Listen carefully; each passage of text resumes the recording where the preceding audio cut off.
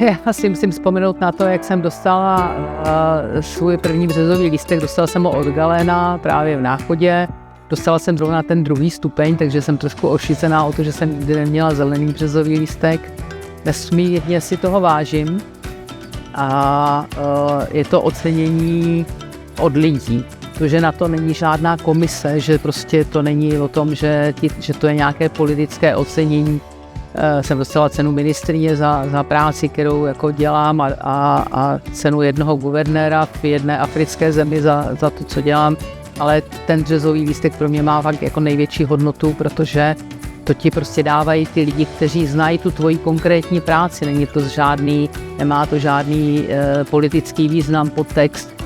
Je to opravdu jako za tu odvedenou práci a ty lidi, tak jak umí napsat ten úžasný text na ten darovací dekret, který je opravdu hodně osobní, tak to pro mě má velikánský význam. No.